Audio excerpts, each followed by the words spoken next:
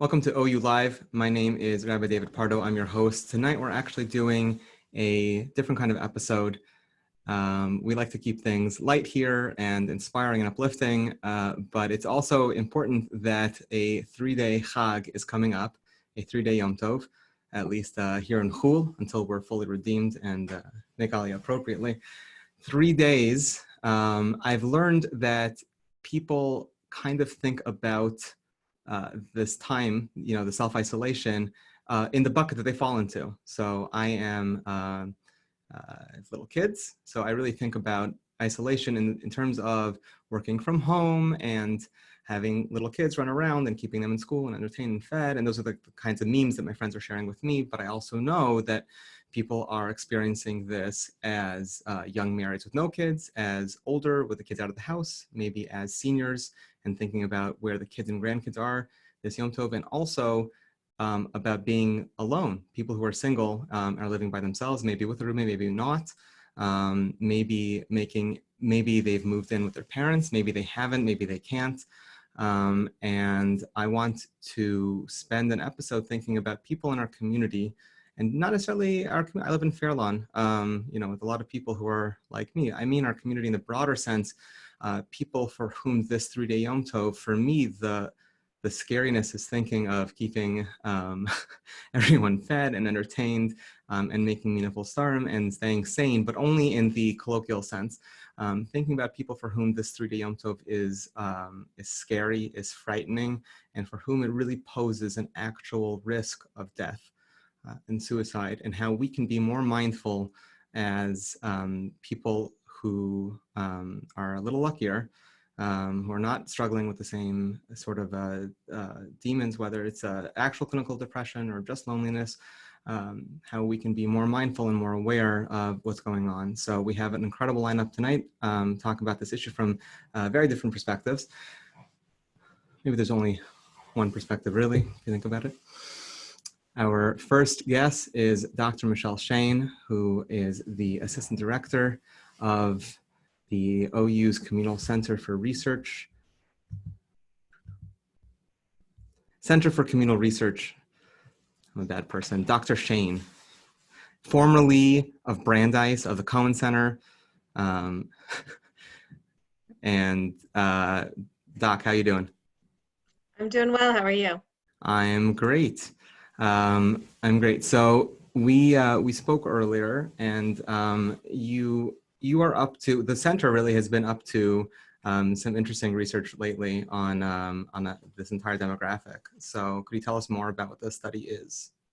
Sure, absolutely. So there's a lot of research showing that more and better social relationships improve our mental health and lower our risk of disease and even death, and that social isolation has the opposite effect. And this obviously becomes really important right now with the closure of schools, the closure of non-essential businesses, and all the stay-at-home orders in states all around the country.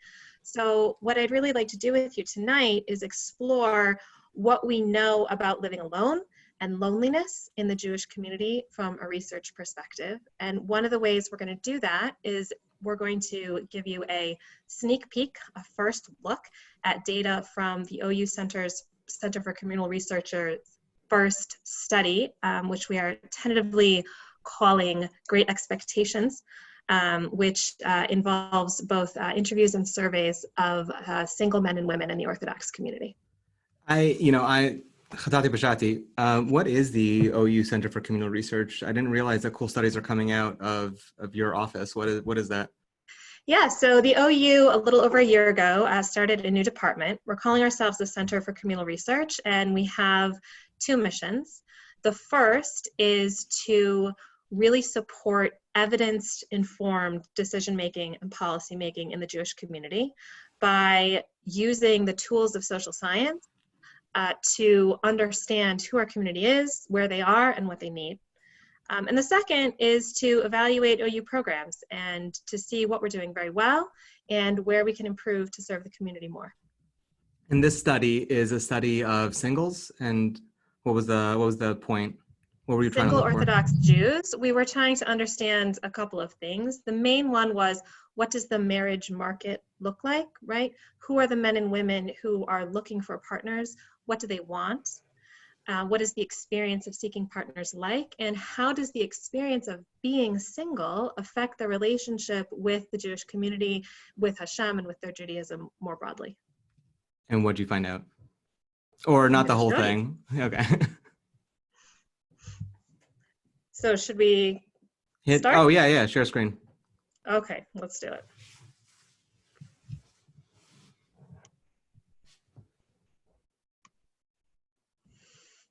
All right, so I want to get started with some population numbers.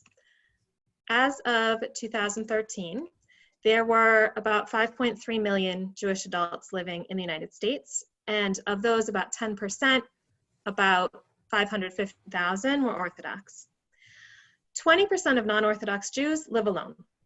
That's 979,000 people roughly. 10% of Orthodox Jews live alone. That's another 53,000 people. Now that gap between Orthodox and non-Orthodox Jews, 10% versus 20% of people living alone, is the most pronounced in the age group of the 18 to 29-year-olds, which is likely a result of Orthodox Jews getting married younger and non-Orthodox Jews staying single for longer. This information we know from the Pew Research Center's 2013 survey of US Jews, and it's corroborated by Brandeis University's American Jewish Population Project. Unfortunately, there are too few Orthodox Jews in the Pew sample to say very much about the Orthodox population with certainty. And that's kind of a general problem in researching the Orthodox community, that our population is so small relative to the US population as a whole that it's hard to get reliable information. And that is part of what prompted the formation of the Center for Communal Research and this study. So our first major study was a study of the single Orthodox men and women matchmakers and the marriage market in the Orthodox community in America. Our working title is Great Expectations. The study included in-depth interviews with single men and women and matchmakers and community leaders, as well as a survey of singles. So we surveyed users of 8 dating websites and organizations that serve Orthodox Jews between February 5th and March 6th. So we were lucky enough to get out of the field before the coronavirus epidemic really started to change daily life for most people in the United States. We had over 2,200 responses, a 12% response rate, which is incredible. We are so grateful for the feedback and the enthusiasm of the Orthodox men and women who participated in the study. So what I'm going to give you now is a first kind of public peek at some of the data we've collected, and I want to use it to illustrate some of the experiences of people who are living alone at this time. So first of all, I want to note that obviously not all single Orthodox men and women live alone, right? Of those who completed our survey, 29% were actually living alone, with most of the rest living with their parents or living with roommates. I want to explore, before I go further into the quantitative data, some of the feelings of loneliness in the single Orthodox population and how those feelings were expressed by the respondents themselves. I'm going to bring you some verbatim quotes from a question, an open-ended question at the end of the survey. What do you want Jewish communal policymakers to know about your experiences as a single Orthodox Jewish adult? So here we're asking people to tell us, what do you want the community to hear? And here are some of the responses we got about loneliness. Singles are pressured and pitied, and we're always told we're not enough. There isn't enough chizuk out there. It can be a very lonely time. A lot more people than you think are struggling with loneliness and isolation. It's lonely, aggravating, and feels hopeless often when you're actually in it. But many singles are so sad from the constant beatdowns their self-esteem has taken that they might not feel comfortable asking for help and talking about it more. That this is one of the most trying and embarrassing times in our life. We lose a sense of purpose and don't really know why we're on this planet. There's no way to explain the thousands of times we're discounted, rejected, overlooked while trying to find our own purpose and meaning in life. The combination is terrible and really can destroy anyone. That's really heartbreaking. It really was. And I thought it was really important to start with some of the voices before we looked at some of these charts. And now I want to move on to some of the quantitative data. So we asked people how often they feel that they lack companionship, that they're left out, and that they're isolated from others. Remember, all of this data was collected before the coronavirus outbreak. So this is sort of a baseline, right? We're not talking about what people are feeling at this moment. And even then, we saw pretty high levels of loneliness among singles, 44% saying that they often feel like they lack companionship. So what I did was I took these 3 questions and I combined them into a loneliness score that goes from 0 to 6. So if you said hardly ever or never to all 3 of these questions, then you would be a 0 on that scale. And if you said often to all of the questions, you would be a 6, right? And everybody else sort of spreads out between those 2 ends of the spectrum. And I'm going to use that index to figure out the characteristics of the people who are the loneliest. My hypothesis going into this analysis was that the strongest predictor of feeling lonely would be living alone. And that's why I chose this topic for this time during the coronavirus outbreak. I expected that it was the people who didn't share their physical homes with someone else who were going to feel the loneliest. Turns out, actually, I was wrong. So in a regression model, living alone was actually not a significant predictor of feeling lonely. The strongest predictors of feeling lonely were age and sex. So feelings of loneliness seem to increase from the early 20s through the early 40s, and then drop again a little bit. And single men are lonelier than single women. Thinking about single men and single women, something else that was interesting was that single men are also much more likely than single women to strongly agree that their lives would be fuller and happier if they were married rather than single. And while most people disagree, most single people disagree that a loveless marriage is better than no marriage, men were more likely than women to agree with that statement. 10% of men agree that they would rather be in a loveless marriage than in no marriage at all, compared to only 4% of the women. I know some of you have probably heard of the Framingham Heart Study. It's a longitudinal study that started in 1948 with about 5,000 people who were living in Framingham, Mass. And researchers have followed them and their children and their grandchildren ever since. It's an outstanding project, and most of what we know about heart disease actually comes from this study. That's why it's called the Framingham Heart Study. And one really interesting finding from the children of that original cohort is that unmarried men had a 54% higher risk of coronary heart disease or death over a 10-year period compared to married men. Whereas for women, marital status didn't seem to have any effect at all.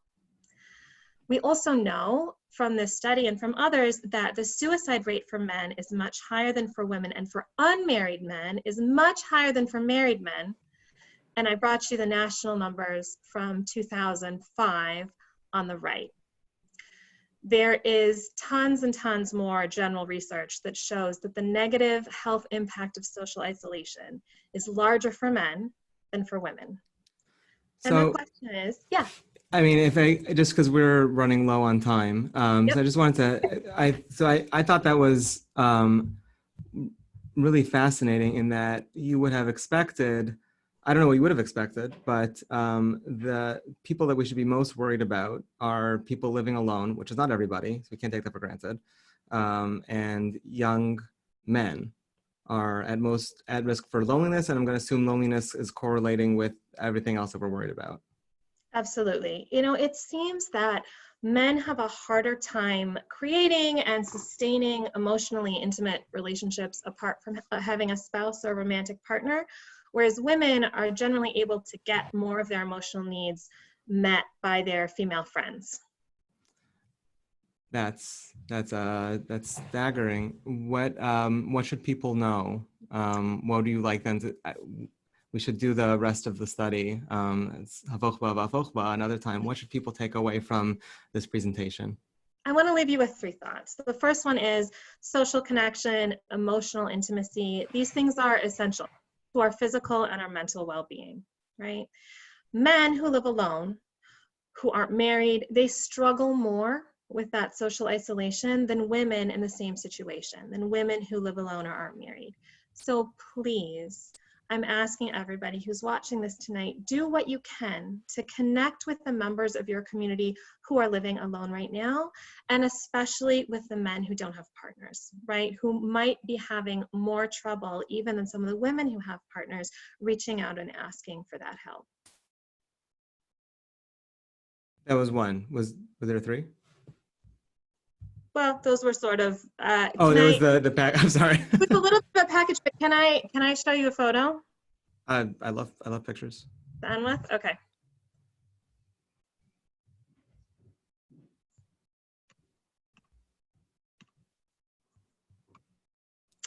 So as part of our study, we ran a photo contest. We invited single Orthodox Jews to submit an original photo that reflected their lives as a single Orthodox Jew. This was the winning submission chosen by our 3 judges. And the photographer himself titled the photo and wrote the caption. He called it Eshet Chaya Will I Find? And he wrote, saying Eshet Chaya at dinner, joined only by his reflection. The table is sparsely adorned. Married friends own fancy things. Kiddush cups, challah covers, candlesticks. Being single, you make do with tinfoil candlesticks and napkin challah covers.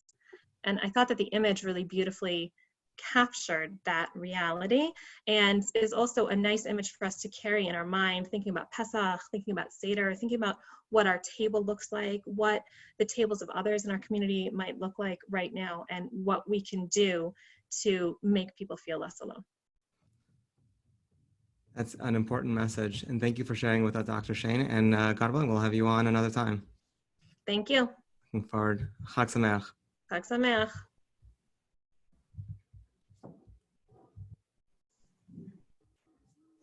You are on OU Live. My name is Rabbi David Pardo. We're doing a special episode on vulnerable populations and the upcoming 3-day Chag. OU Live is a nightly program, and we're always looking for feedback. oulive@ou.org. Our next guest is Rabbi Yoni Rosensweig. Rabbi Rosensweig, how are you? Hi, how you doing? I'm great. I mean, I'm as good as anyone else, I think. How are you? Baruch Hashem, can't complain. So, Rosensweig, you are you're the Rabbi of a community in Beit Shemesh. You are you're a teacher. You teach in a couple, I think, different yeshivot, and but also when I was trying to think of rabbis that I know who speak eloquently and frequently on the topic of mental health, I immediately thought of you. My first question to you is why did that happen to me? Meaning, how did you become this outspoken advocate for mental health and halacha? In short, because I know this is not the main point here, about 3 years ago, I mean, as a community rabbi, I've received questions over the years, but about 3 years ago, I realized that when people ask me questions about mental health, there is nowhere to turn. Meaning, you can always ask another rabbi, but in terms of written material, I'm not saying I'm the first one to have ever written on the subject, but there's an article here, an article there. There's really not anything that's been collected or clearly put together.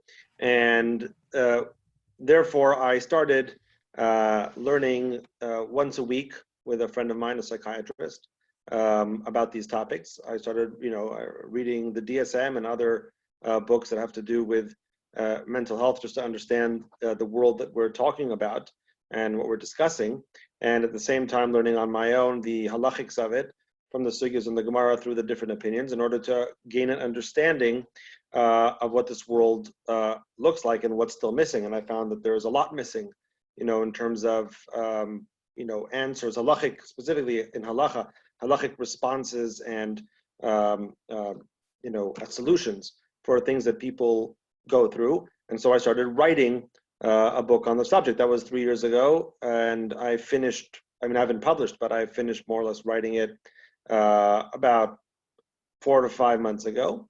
And then after I finished writing my own understandings, I started going around to the poskim to start asking them, what they know, what they understand. And I found that many of them were very open to hear about, the problems that I was raising and trying to find solutions. Although at the same time, many of them were still relatively unaware of how to deal with this topic, meaning I found that it was new to them as well. And that there's a real dearth, meaning, I mean, Rav Asher Weiss has written a lot on things like OCD and various mental health issues. I know Rav Yitzchak Zilberstein was one of the first really to write Shuvot. Right.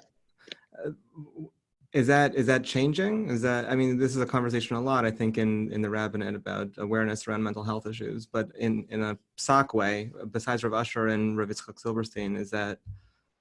Right. So you're absolutely right. Rav Yitzchak Zilberstein, I think, has written the most that I'm aware of, and I searched far and wide, to find anything that was written on this subject. I think out of everyone that I know of, I'm not sure if he's the one who's dealt with it the most. He's dealt with it in writing the most. Okay, that's for sure. Okay, Rav Asher Weiss. I mean, I was zochet to sit with him between 10 and 15 times, about issues of mental health. And yes, he's written about OCD, and it's not to take away from Rav Asher Weiss, of course, but so have many. In other words, there are certain topics in mental health that are relatively, let's call them popular. So OCD is one of them. It's relatively early that the poskim discussed OCD, but there are others that are popular, so to speak, once again in quotation marks, but that are popular in let's call them in our public discussions. But halachically, there's very little, like depression, which is something that is known, and something that people know about.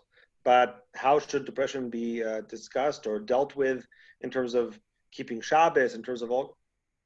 Look around, you won't find much, if any, that is written, on the subject.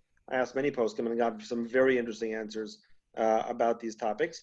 And after I felt, after 2.5 years that I felt like I was really swimming in the material, I also felt comfortable to start posting on Facebook about these issues and to start discussing them.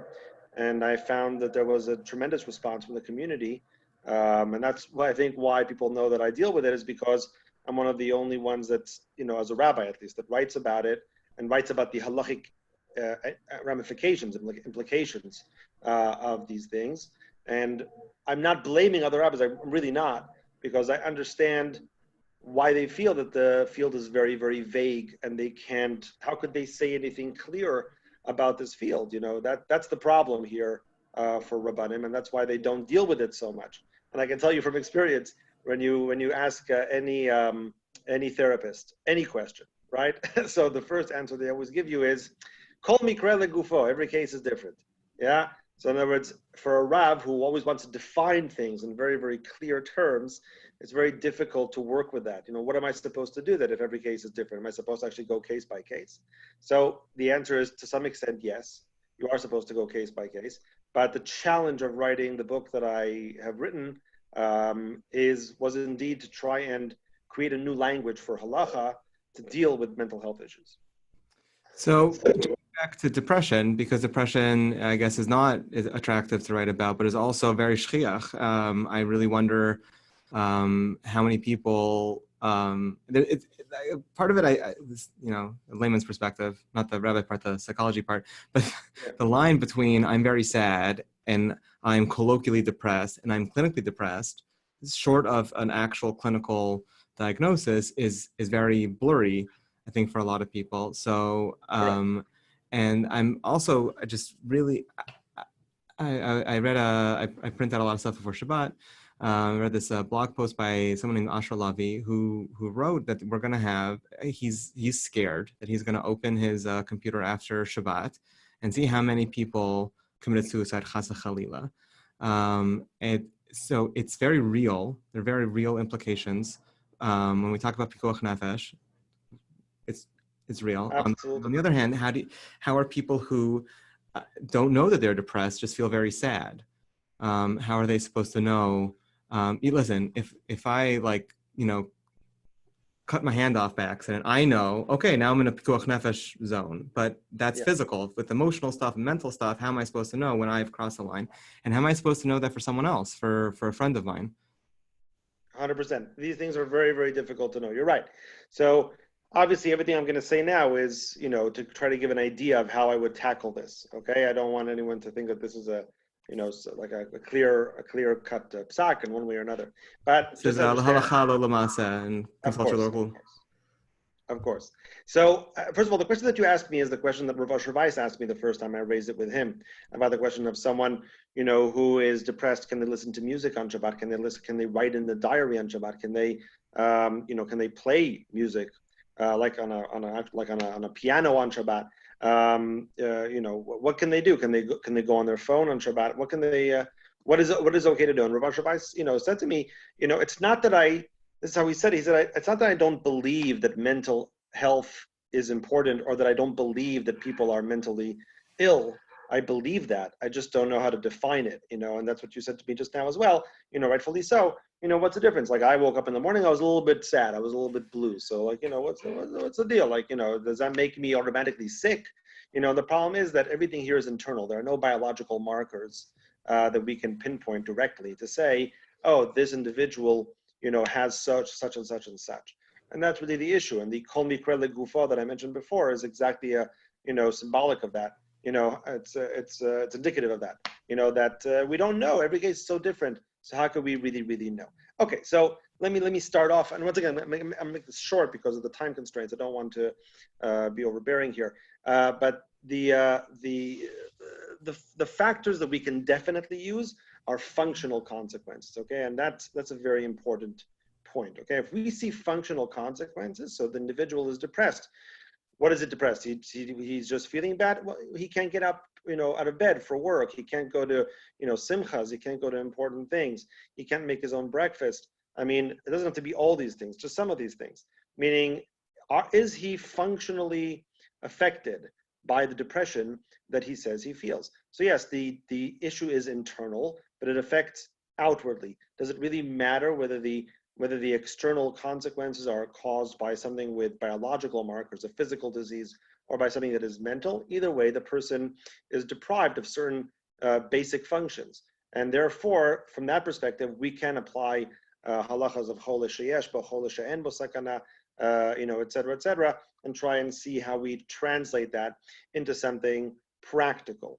However, it is true, and this I'm going to talk more about the personal feeling of the individual. It is true that we can't always see that, and the person doesn't always feel that. The question, we also want to catch it before it happens, right? We want to make sure that the person doesn't deteriorate to that stage. We don't want to only catch it at that stage. That's part of the challenge here that you mentioned about waking up the next morning after Chag and finding that people did such and such and such because the rabbis didn't allow, to do so and so.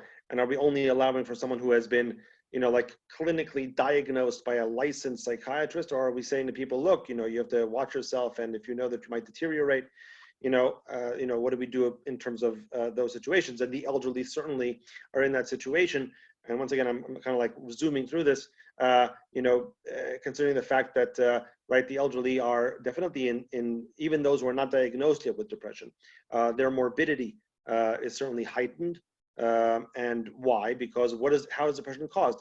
Caused by isolation, which they are. Caused by lack of mobility, which they are, even if not physically, but they cannot go anywhere. Caused by being faced with your own mortality. People on the news saying day in and day out how, those people they're going to die if they get the coronavirus and this and this and that. Possibly friends or family, who have already passed from the coronavirus. I mean, in those situations, who wouldn't be stressed? Who wouldn't be in a situation with a heightened possibility of getting depression? So, taking all that and coming to a conclusion, right? I would say, people, the way to tell the difference between whether you're depressed in a more significant way or whether you're just having a bad day or having the blues, also has to do with how quickly you can get control of yourself. Here's what we don't understand about depression. People say, oh, just be happy. Just, think of the bright side, of life. Think about the good things in your life. It's not like that. See, just like a person who's really sick, if it's a physical illness, it's not just going to be in their head, right? They can't just like make it go away. I have a fever. Thinking that I don't is not going to help. It's the same thing with depression. A person who's depressed, it's not just, oh, just think positively. It's not like that. They can't make it go away. They can't control it. It's not something that they have an ability to control without help, without external help, if it's medication or it's therapy or whatever it is, but they do need the help in order to control whatever's going on inside their head. And that's a major difference. Anyone who's going through that knows that they're going through that. Sorry, I can't hear you. I muted myself. Practically, someone who, let's say, listen, people who are watching the show who are starting to wake up to the fact that they might be more depressed than they realize, that's important. What about people who are watching the show and, you shouldn't be psychoanalyzing your friends or diagnosing your friends. It's not a good thing. But people who know that they have friends, loved ones who are depressed, what should their takeaway be? Who think that their friends are depressed? Friend, family. Yeah. Again, doesn't have to be young, it could be old. Right. You're right. I mean, these things definitely we need to be aware of them, right? That's the problem. There's a lack of awareness. There's a stigma also. People hide the fact that they are sick. They don't want to be, pitied in this way. It's like, oh, you're depressed. Like people don't treat those people the right way. There's a stigma within our communities, not just ours, not just in religion, but also outside of religious communities. And therefore people are ashamed to admit that they have this. Therefore, they hide it and they don't tell anyone. So we have to be vigilant to see what's going on with the individual and to always be asking after them. We can't always diagnose, obviously. We can't know for sure, but we have to notice whether there's a significant deterioration and ask after the individuals and show them that we're interested in them and their problems. So that is significant in order for the person to come forward. Can I really give a clear indication for a person? Look, if they're really disinterested in life, in all regular functions, meaning there's a deterioration in terms of, like I said, getting out of bed, being interested in doing anything. Certainly, if there's something suicidal going on, without a doubt. But I'm saying even before that, if there's a general lack of interest in anything that implies vitality, then I would say that we have a definite problem over here, and one should be hypervigilant, for such an individual.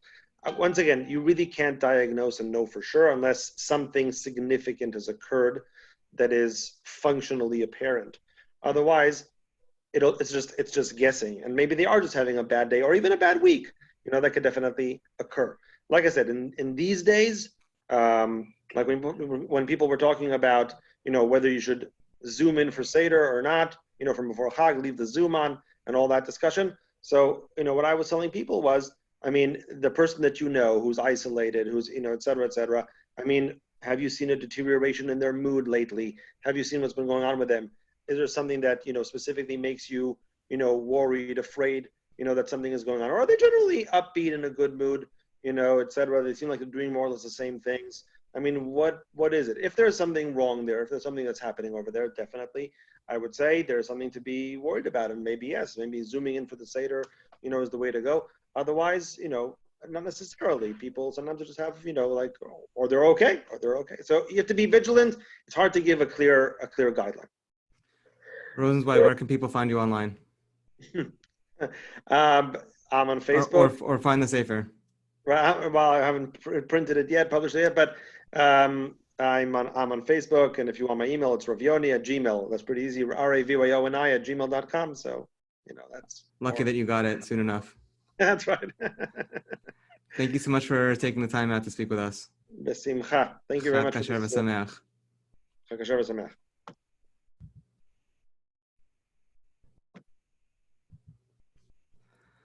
On OU Live, my name is Rabbi David Pardo. We're doing a special segment on vulnerable populations and mental health and coping with what might be a very difficult time for those of us tuning in or those that we know. I'd like to introduce my next guest is Rabbi Elimelech Goldberg, known affectionately as Rabbi G, who is the founder of Kids Kicking Cancer.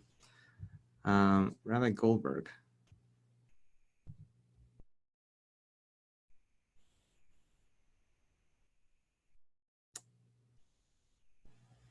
delay.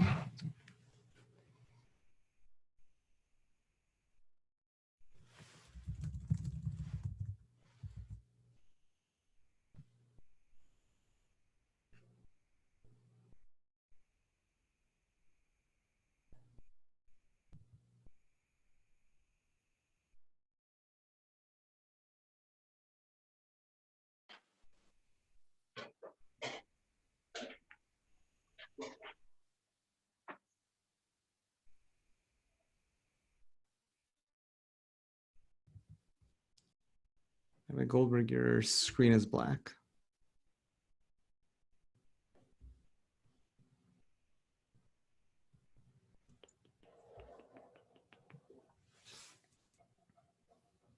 See myself. So I hear you, don't see you. Is strange. It looks like I'm getting decent bandwidth. Let me move to my office. Okay. Maybe the bandwidth is better. Are you sure that? Oh, there you go. That's you. That's weird. The video just kind of like. No, it was probably a bandwidth issue. Right. I just would have imagined like a frozen screen first before, nothing and then something. It's a Zoom issue of making sure that there's enough bandwidth. Yeah. Well, Zoom issue Bichlal, they've really exploded overnight. Went from 10 million users to 200 million users. How's this? Very dapper, Rabbi. Thank you. Rabbi Goldberg, you are the founder of Kids Kicking Cancer. Can you tell us why and how? What is Kids Kicking Cancer and why did you start it? Kids Kicking Cancer began 21 years ago, but the first inspiration for me was our daughter of blessed memory. When I was a Rabbi for Yeshiva University in Los Angeles, our first child was diagnosed with leukemia at a time that it wasn't a very treatable children's illness that it is today. She was an amazing little hero. At 2 years old, she'd tell the docs at UCLA, no medication today, please, and tell the 5-year-old kids in the clinic not to cry. A number of years after she passed away, I found myself directing Camp Simcha for the Chai Lifeline, and an extraordinary place. And I came upon a 5-year-old child in the infirmary who was having his port accessed in his chest for his chemotherapy. I'm also a clinical assistant professor in pediatrics, so I teach the science side of this. In the old days, we used to teach in medical school that if a person is experiencing pain, there's a pain center in the brain. Today, we know it's not true. It's all neuromatrix, which means if they're angry, they're afraid, they're despondent, there's no purpose for what they're going through, the nociception, actual pain message goes up. So I walk in on this scene, this child is being held down. A nurse has a large syringe to plunge into his chest. It was so counterintuitive. He was screaming so loud. I just yelled, wait, and they all stopped. Even the kids stopped screaming, and they looked at me. I didn't have a clue what I was going to say next. And I just tell the nurses, give me 5 minutes with this child. And they were happy to leave. The child looked at me like I was the governor. I just stayed his execution. And I approached this child and I said, I'm a black belt, which doesn't mean anything. To a little kid, it's a wow. They said, you want me to teach you some karate? He almost jumped off the table. I explained to him, in the martial arts, you learn that pain is a message. You don't have to listen to. You can breathe in this amazing chi, this energy, this light from Hashem, this incredible power from God, and push out the pain. Watch me. And 5 minutes later, we're doing a simple Tai Chi breathing technique. 20 minutes later, they pulled the needle out, and he looked at the nurse and he said, did you do it yet? So we began with 10 kids at Children's Hospital of Michigan. And now we have a goal of reaching and lowering the pain of 1 million children by 2025. We're currently in 90 institutions in 8 countries and growing.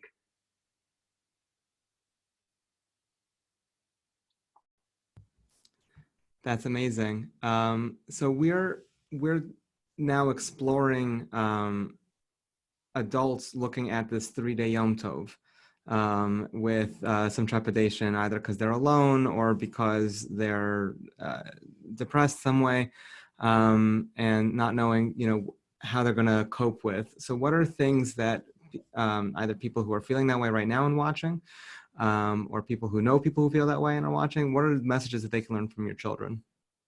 Well, let me make a deal for your listeners and for your viewers. The three words that we use in Kids Kicking Cancer, and now we're dealing with children, all different pains all over the globe, is power, peace, purpose, that you could breathe in this light and push out pain, fear, and anger, lowering your stress. And we ask the kids, what's your purposely out to teach the world? So we bring our kids to teach adults how to do this. And so literally we have heroin addicts who are learning from the children how to take control and use this breath to lower their stress. But there's a message of power, peace, purpose that really is so appropriate for this time of chaylut, of freedom and liberation, because the ultimate liberation is from ourselves. And we have this ongoing stress and the challenges that those stress creates. Realizing that there's a purpose to the moment. You know, there's a group called the Optimists. They're like the Lions, the Rotary Club. They're really a group called the Optimists. There's probably a group called the Pessimists. Those are optimists with experience. But the Optimists were making this great party for us. And one of our kids, an 11-year-old boy named Bernard, he actually was a week before his 11th birthday. So he has his twin sister, Brittany, push him to the front. And there in his little wheelchair, he says in a loud voice, he asked for the microphone, which they were kind enough to give to him. And a loud voice said, "Hi, my name is Bernard." And at that moment, there were about 400 people milling around the auditorium. They all stopped to look at this little kid in the wheelchair. He said, "I want to thank you for such a great party. And I want to teach you optimists what they teach us at Kids Kicking Cancer. And that is, no matter what you face in your life, you can breathe in this light and push out the darkness." And he proceeds to show them how to do our breath break. And then with a big smile on his face, he says, remember, no matter what you face in your life, you can breathe in the light and blow out the darkness. And then they gave, I'm sorry. Then they gave me the microphone. I had to take a breath break myself, because we all knew that Bernard's mom ran away when he was a baby. His dad died when he was 8 years old. His uncle died when he was 9 years old. And that was the year he was diagnosed with an inoperable brain tumor that was slowly stealing any movement from his body. And with the most beautiful smile on his face, he says to everyone there, no matter what you face in your life, you can breathe in the light and blow out the darkness. So when they finally gave me the microphone, I took a breath break myself. And I said to the optimist, I want you to understand that Bernard just defined optimism. But the definition of optimism is not that everything's going to be great. Optimism means that we can respond to everything in our lives with greatness. And this is the moment of optimism. This is the moment that we have a night, the night of Pesach, that's so dark, but it turned into almost like daylight. Shelo Yom Philo Laila. The light, according to the Medrash, lit up, as if we're in the middle of the day. Finding light in the course of darkness is a human goal. But when we realize that we're teachers, whether we're home by ourselves or the people around us, there's so much opportunity to teach, to be able to relate that we have found this light, that we can use this light, that we can ultimately feel this connection to Hashem. There was a young lady who called me. Unfortunately, she's on hyperalimentation for many years. She can't eat or drink.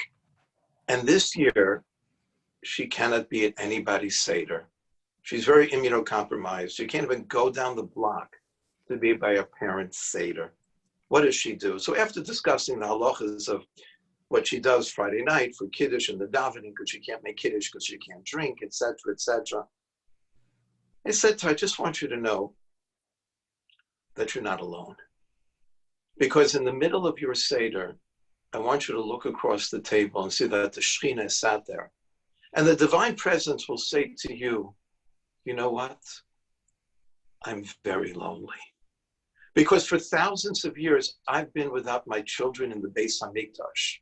And yes, they gather from year to year with all of their friends and they say sparkling words of Torah and beautiful songs, but it's not the same. I miss them. I'm very lonely.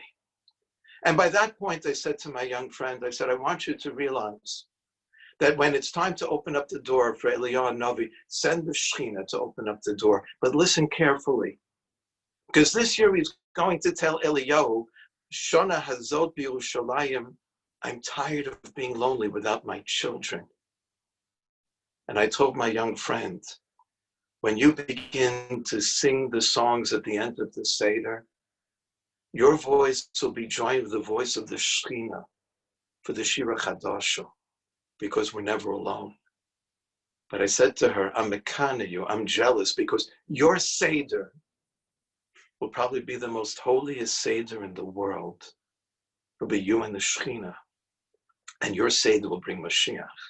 I'm mekana you. So these are the words of power, peace, purpose, to be able to bring in this energy to push out pain, fear, anger, stress, and to know that every moment we have a purpose. And people are watching. People will see how those individuals sat by themselves at a Seder with the Shekhinah Hashem, that they went through this darkness with light. Your children are watching. Even if you're not on Zoom, even if you're not connected, you're connected. Because ultimately, when you live that light, you'll share it to the world around you. No one will be alone this Seder, but neither will the Shekhinah. Can you teach us how to do a breathing power break? Sure. We have a trademark breath break, B-R-A-K-E, which, even though it's trademarked, if you breathe, you don't have to pay us. But the idea of the breath is the following. Every time we have stress, and there's the constant stress of all of the news and all of the pandemic and all of the fears and all of the angst, which is certainly appropriate for the time, very understandable. Excuse me. There's a constant world of stress that surrounds us, but it preceded the coronavirus. Those stressors will always make our body tight. And we have the adrenal gland that shoots out these glucocorticoids, these stress chemicals. It's the number one cofactor in morbidity and mortality. It makes you sick, but don't worry about that because it'll kill you. So we live in this world of stress. But the one good thing about stress is that it'll make your muscles tight. Now that doesn't sound so good because they say there are two types of Americans, those who have back pain and those who will have back pain. However, if we become sensitive, if we become observant of ourselves and identify my neck, shoulders, chest, head, stomach, think about your special spot of stress. When that becomes tight and you're not lifting weights, then the reason that you're tight is because of your stress chemicals. I give these seminars to busy executives all over the world. Tell them when you pick up the phone and all of a sudden your arm is tight, it's either your phone is too heavy, it's probably an Android, or you actually have seen the caller ID and it's giving you a message that says, hey, you need to have stress. So the breath break is really simple because when we can identify that our body is tight and you're not lifting weights, you're having a stress moment. First step, check the floor. If you don't have any of your major body parts on the floor, then probably there's no real good reason for you to have these stress chemicals. It doesn't need fight or flight, that sympathetic nervous response. If there are body parts there, call 911, that's a problem. That's part of the break also. Right. Check the floor. Number two, rub your hands together. Kind of gets the energy flowing. And then with your neck a little bit down, breathe in and pull up, like you're pulling up light. Imagine the air is like a light flowing through you all the way to the top. Hold that, 2, 3, and then breathe out through your mouth. Relax your shoulder, your chest. At the end of the breath, push out a little bit more. So it's like a wave. You're breathing up.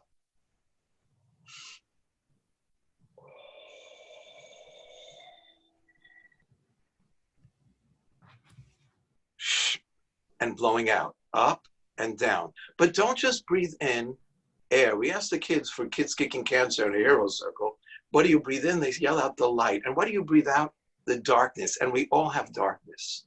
The ability to actually feel this light from HaKadosh Baruch Hu fill you up, that energy, and then to blow out the darkness of pain, fear, and anger. You actually are telling your adrenal gland, nobody's running after you to kill you. You stop stress chemicals. It's that easy. Using your breath to relax your body. Then there are two words in Korean we teach people to say. My own black belt is in Korean martial art. The two words are Baruch Hashem. It's not really Korean. One of the big Hollywood actors had a problem with his back. I was teaching him how to do it. So I told him the two Korean words, Baruch Hashem. He's not Jewish. So in the Korean restaurant down the block, they're all going Baruch Hashem, Baruch Hashem. But it really spread because Kim Jong-un, the guy, the lunatic in North Korea, after the last ballistic missile, he turned to his John and go, Baruch Hashem. But so it's made the rounds. But Baruch Hashem, the Rashba says, what does that mean? Baruch like a brecha, a channel, a flow, a pool. It's flowing through me. When we realize that everything in our life is an opportunity, and we could use the light from HaKadosh Baruch Hu and blow out the darkness, we change the world around us. That's the ability to bring in that power, create that peace. And here's the purpose. You become a teacher to others. And I'm going to give you at the end our website, because you can thank the kids of Kids Kicking Cancer. When they know they have a purpose, they actually have less pain. And we've evidenced that with functional MRIs. We see the changes in their brain. But anybody can do this. To breathe in the light and to blow out the darkness and to say that Baruch Hashem is a purpose that will illuminate the planet. And B'ezrat Hashem, share it. Live it, breathe it. You don't need a mask to breathe in the light. But when you do, the darkness changes in the world. So when you're sitting at the Seder, whether it's yourself and your spouse or your children, or all alone, remember you're never all alone. Remember that, yes, the stressors are natural and understandable, and you need to be aware of them. But ultimately, the ability to breathe in that light and to blow out that darkness gives you purpose. And at this Seder, as we all sit with the Shchinas Hashem, who's telling us right now, I have also been very lonely. We can sing together the Shira Chadasha, the Geula song, and Netzach should be acceptable in Shemayim. When HaKadosh Baruch Hu calls all the Tzvakot HaShamayim, all the hosts of heaven, to hear the song of the Jewish people, as we have a chance to re-embrace HaKadosh Baruch Hu, because that's optimism. It's not that everything's going to be great. It means we can respond to everything with greatness. This is the call of the moment, and that we refer to as power, peace, purpose. Very powerful, Rabbi Goldberg. People who are moved, how can they find you online, and how can they thank those kids? KidsKickingCancer.org. Just go on our website. Plenty of opportunities. We have some meditations there. We are pushing out videos and media for children who might be anxious now in general, beyond children who are sick, teaching them how to have this empowerment. But just remember, there isn't one person sitting there in the audience who is not a teacher. Take this moment. This is your moment to teach what real faith means, to teach the vision. No matter where we are, HaKadosh Baruch Hu is with us. And when we feel those moments of tightness, bring in the light. And you don't have to use your hands. Sometimes adults get hung up with that. Kids love it. But wherever you are, just to breathe in the light and blow out the darkness. And don't forget your Korean, Baruch Hashem, because we are that brecha. We are that channel for HaKadosh Baruch Hu in this world. And when we open up with greatness, we let HaKadosh Baruch Hu in. and God willing, we'll enjoy that embrace, because it will be the embrace that accompanies Mashiach Tzidkenu. Chag Sameach, Rabbi Goldberg. Chag Kosher v'Sameach. Thank you so much. Thank you for taking the time. My great pleasure. Thank you for listening. This is OU Live. My name is Rabbi David Pardo. We've had a very powerful episode, a lot of guests and a lot of takeaways. There are vulnerable people in your network. Maybe you are one of them. Perhaps we're all vulnerable in ways that we don't even give ourselves credit for. I want to take the opportunity to remind people who are themselves vulnerable to make sure to look up before Chag the number for the National Suicide Hotline, and make sure to take care of yourself. Make sure to be in conversation with a rabbi about the necessity of taking pikuach nefesh, life-saving measures if necessary. A tshuva is being circulated by Rav Hershel Schachter. To that effect, you should speak with your local Orthodox rabbi. If you don't have a local Orthodox rabbi, you can email me. What the heck, pardo@ou.org. I'm happy to connect you, or I'm happy to listen. If you are taking these pikuach nefesh measures, make sure you speak with someone before Yom Tov. Make sure they're there and ready to pick up the phone if you need that. And make sure to have not just a Chag Kasher, but really a Chag Sameach from my family to yours.